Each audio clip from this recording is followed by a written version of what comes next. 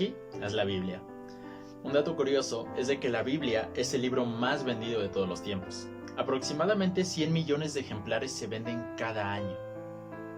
Pero lo paradójico resulta en que, a pesar de que es el libro más vendido de todos los tiempos, es el libro menos leído. Y de las pocas personas que lo llegan a leer, son aún más pocas las que siguen sus enseñanzas. Y esto es algo realmente alarmante.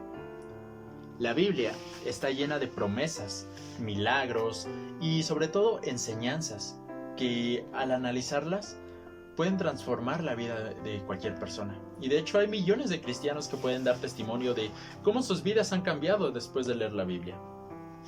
Pero la Biblia también contiene algo de lo que muchos se han olvidado, que son las advertencias. La Biblia nos presenta una serie de advertencias con el fin de que no perdamos el rumbo al cual nos estamos dirigiendo.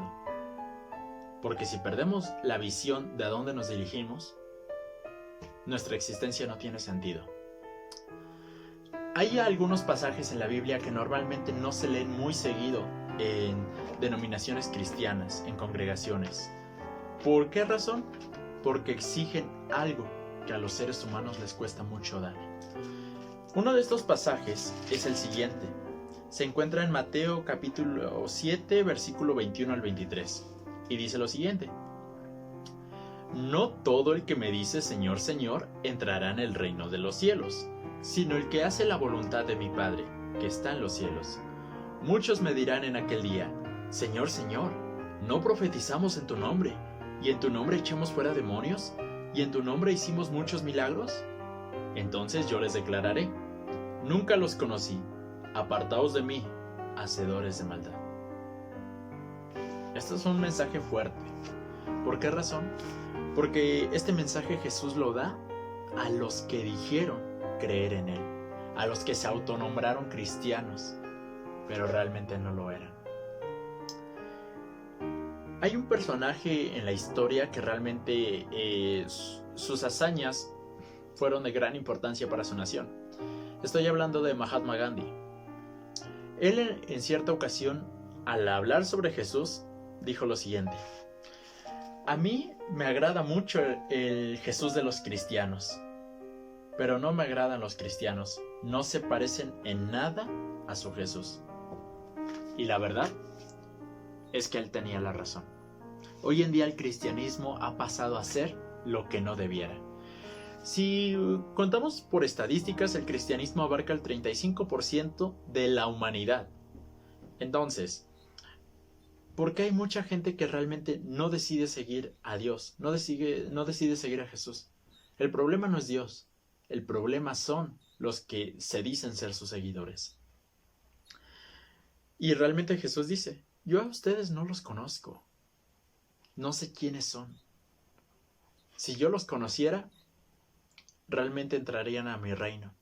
Pero como no los conozco, no pueden entrar. Y ahora viene la pregunta: ¿cómo puedo estar seguro yo de que Dios me conoce y de que yo lo conozco a Él? La Biblia nos da todas esas respuestas. Es por eso que es el libro de los libros. Si vamos a analizar algunos pasajes, vamos a ir a Primera de Juan.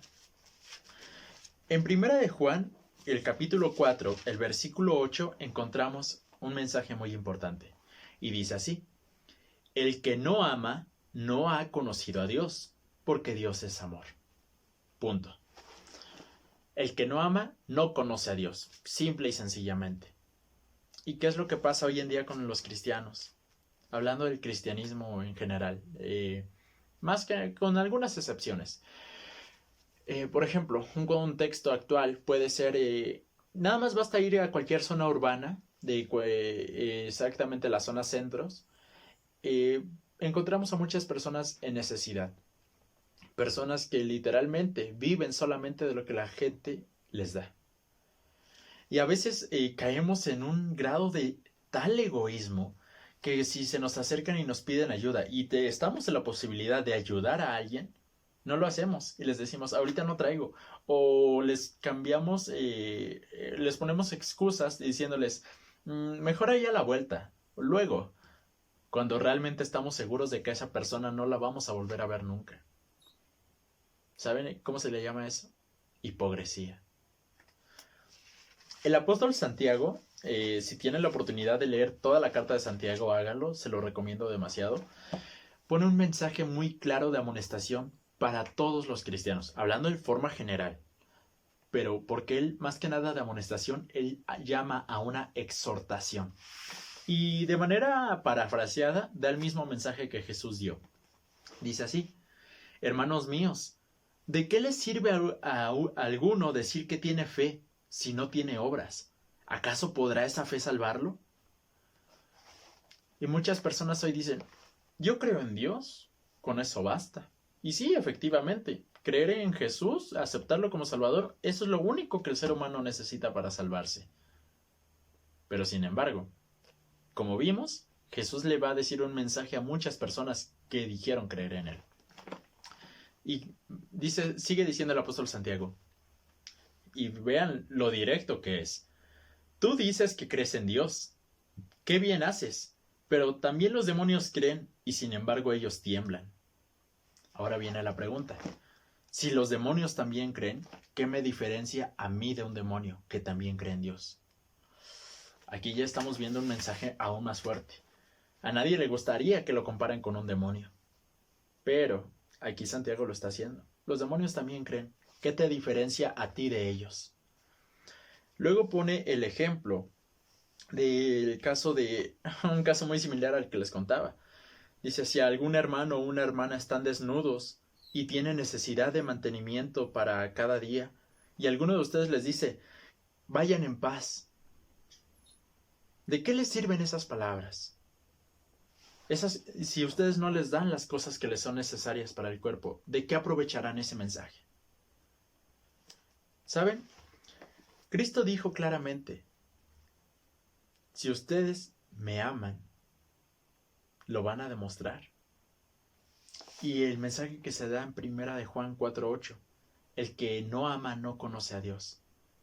Pero, ¿de qué clase de amor está hablando Jesús aquí?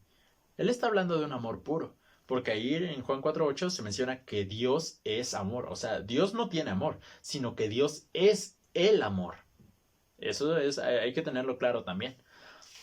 Ahora, si Dios es el amor, ¿cómo debieran ser sus hijos? Ahora, ¿por qué sabemos que somos sus hijos? Por esta razón. También en 1 de Juan 3:2 menciona lo siguiente: amados, ahora somos hijos de Dios. Bueno, si han escuchado el dicho: de tal padre, tal hijo. Si el padre es amor, ¿cómo debieran ser los hijos? Amor también, más que sencillo. Pero ¿de qué amor está hablando Jesús? Un amor puro, así como lo es el de su Padre.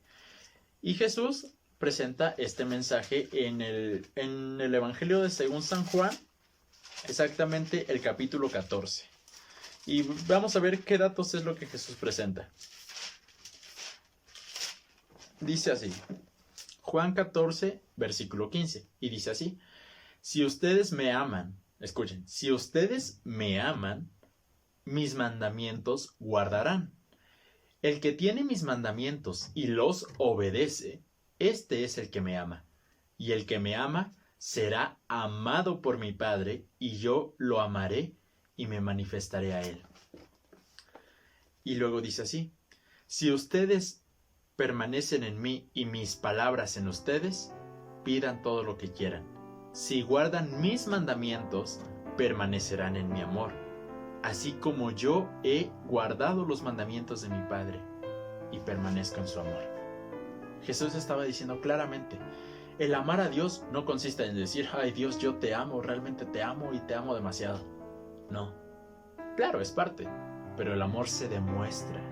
Porque como dijo Santiago, ¿de qué te sirve decir que tienes fe si no lo demuestras, si no lo demuestran tus obras? Y de hecho, regresando al mensaje de Santiago, él menciona muy directamente el mensaje de amonestación. Y dice así, Santiago capítulo 2, versículo exactamente 24. Dice, del versículo 26, perdón. Así como el cuerpo sin espíritu está muerto, también la fe sin obras está muerta. Ahora, Como persona, ¿cómo estás? Como hijo de Dios, ¿cómo estás? ¿Realmente estás bien con el Padre Celestial? ¿O Él te está desconociendo? Es muy difícil que alguien que sea de la familia nos desconozca. Y más aún Dios. Si analizamos, en Jeremías 1:5, Dios dice: antes de que nacieras, yo ya te conocía. Pero no dejes que Dios se olvide de ti. ¿Cómo no hacerlo? Obedécelo, síguelo, pero realmente demuestra en quién has creído. El problema del cristianismo moderno es de que actúa como si Dios no existiera, como si la palabra de Dios no valiera, como si nadie los viera.